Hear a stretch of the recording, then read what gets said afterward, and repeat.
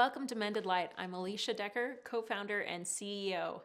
We are talking about how to co-parent with someone you hate. I'm so excited for this subject, said no one.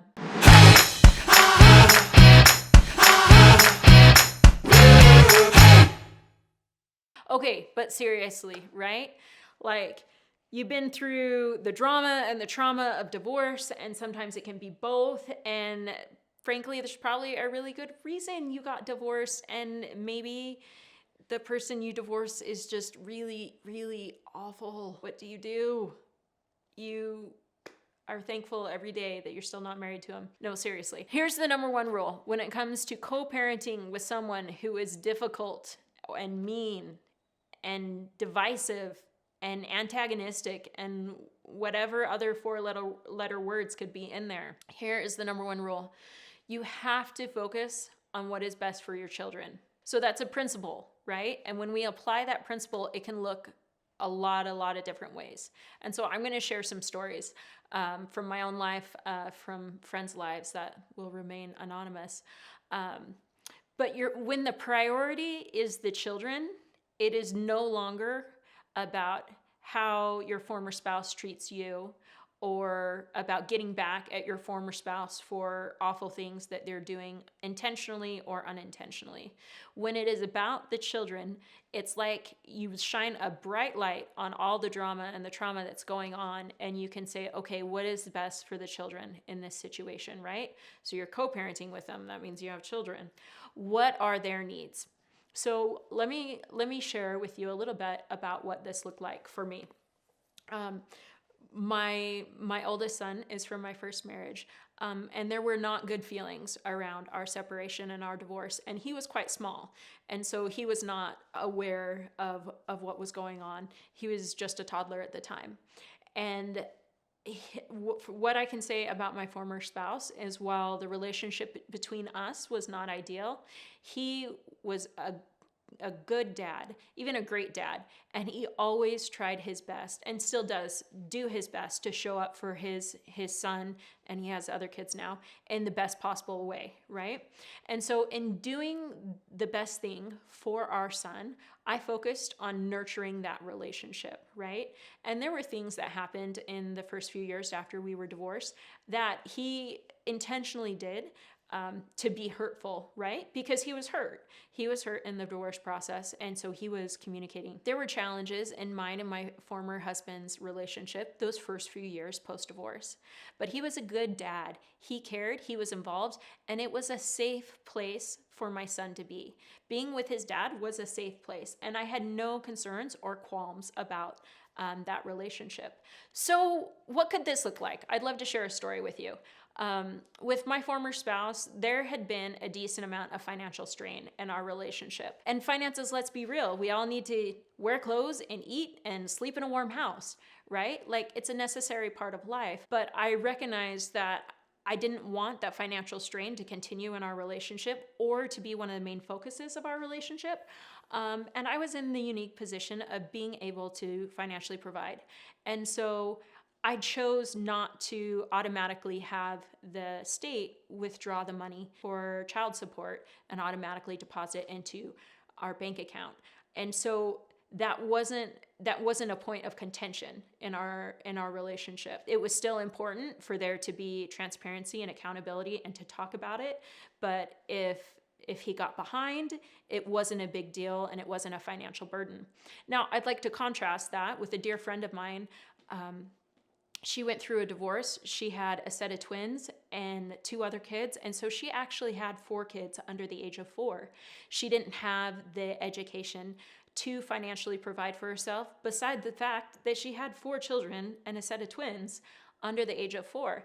And so what she did, out of the best interest for her children, is she filed that paperwork to have the money directly deposited or withdrawn from her former husband's paycheck and deposited into her account. I hope that sheds some light on that principle of, you need to do what's best for your children, and depending on your specific circumstances, what's best is going to look different. In my circumstance, my former husband is a wonderful father. He truly loves his son and his other children that he has.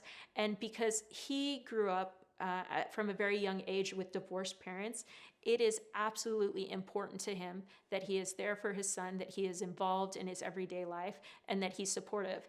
And I have no doubt that he will always provide for a safe and loving home and environment for him. Now, if you're in a different situation where that parent may not be completely safe, or there is some other factors going on where they're engaging in some risky behavior that might put your child in danger, then out of the best interest for your child, you need to take the legal actions that need to be taken to protect your child. And this is where we take our ego out of the relationship, right? Because you had a marriage relationship that didn't work. And so there's a lot of hurt there. And there very well could be a lot of backlash, right? From one or both sides. And where it gets ugly is when it becomes about the adults' egos instead of the children's best interest. It took a couple years before my former spouse and I had a good, healthy co-parenting relationship. So what do you do when a former spouse is lashing out and completely focused on themselves or on a power trip, or it's all about them and their ego? Like, I get it. It is not fun. It is frustrating. It is exhausting. And you don't need another adult in your life acting this way. Nobody needs that. Have someone that you can vent to. Have someone you can talk to about it. Once again, have your safe space, your support person, so you're not alone. Okay, little note here. This is not your children. This doesn't take place around your children. I experienced this. I was super, super frustrated. I was pregnant. Super pregnant, like 9 months pregnant. It's the day before I'm giving birth, and I'm out walking with my husband, and my oldest son, he is sad, he is frustrated, he is upset, and it's about something his dad's done. And I say, like, what do I do? And I'm talking to my now husband. I'm like, what do we do? How do we support him? And I don't want to disclose the details of anything too personal. And my husband says, well, you have a conversation with him about it. Like, you let him know that Tyler is hurt and upset about this, and you let the two of them talk about it. Because right now, he's probably not aware that this is how his behavior is affecting Tyler. And that was a big moment for me, right? Because our 4-year-old was upset, and he didn't have the words to voice that to his dad. And so it's dynamics like those that you go, what do I do in the moment to best support my child, right? Take my ego out of it, take my hurt out of it, and have that safe place that you can talk to, because it is going to be at times terribly exhausting, terribly frustrating, and it's going to feel very unfair. Relationships with former spouses have nothing to do with fairness. There is no fairness, right? There is a level of accepting the circumstances, accepting the dynamics for what they are. And in those moments, what I did to help myself feel better, I was just super, super grateful that I was no longer married to that person. And this was like my consolation prize. Like, no matter what happens in this co-parenting relationship, I am no longer married to this person. And so their choices can only affect me so much. Here's the third little thing that I want you to keep in mind. And for me, this was a really big thing. And this isn't true just about co-parenting relationships, but recognize that their behavior is a reflection on them, and it is not a reflection on you. How they choose to behave is who they are. How you choose to respond is who you are. And I know that sounds a lot like take the higher road, stay in integrity, and it is. But so often, the people that we were married to, they know so much about us, and they know what to say to hurt us, they know what our buttons are, and that absolutely can come out in a post-marriage co-parenting relationship. And so separate their behavior and recognize, even if they're doing things to be purposely hurtful or purposely controlling or have a power grab, that is them showing up as they are, and you get to choose how you respond. So I played this fun little game with my kids this morning, and this is a little bit of a tangent, but they were fighting with each other because, kids fight. and they were constantly blaming each other, right? It was everyone else's fault but their own, and there was 4 of them, and they were all yelling over each other. It was madness, and the madness goes on and on and on. And so I got a Batman, because all my kids are the age where they're into Batman and they're all into superheroes. And I got Batman, the stuffed Batman, and I said, guys, I want to tell you about Batman's superpowers. And they said, Batman doesn't have any superpowers. And then my other son goes, his only superpower is that he's rich. What are your superpowers again? I'm rich. And I said, no, Batman has a superpower, and each one of you also have a superpower. And I said, Batman's superpower is his power to choose. I said, Batman is always in control of what he does and how he responds. And I said, I want you guys to work on the superpower. And I said, and let me let you in on a little secret. There are a lot of people, even adults out there, that have still not mastered this superpower. I said, so I'm putting the challenge to you guys to master this, to take responsibility for your own words, for your own actions. And just because someone is mean to you, or someone said hurtful things, or someone hit you, or someone scribbled on your paper, because that's how the argument started, is someone had scribbled on their paper, I said, you don't give your power away to that other person.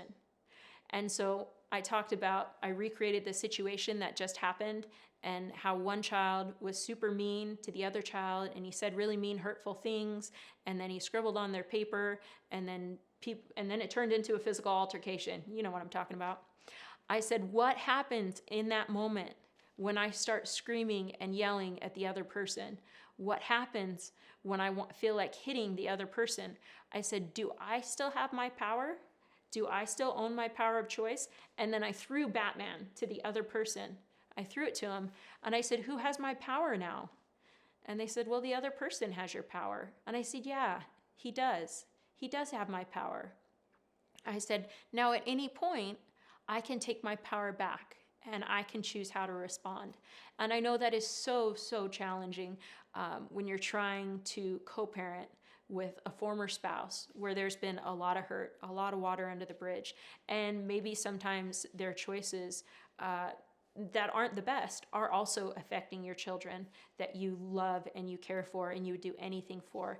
And so there's so many layers of dynamics of how this is hurtful and why.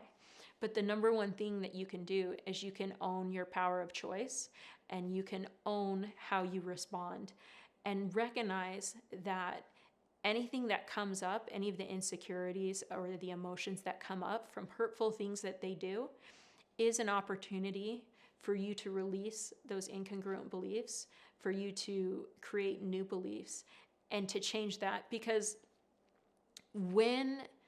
you'll know when something is no longer triggering for you, because you don't go to a place of fight or flight or freeze. And so in interacting with that former spouse or that co-parent, and if they do something that's triggering, pay attention to the belief or the emotion or what that's bringing up for you.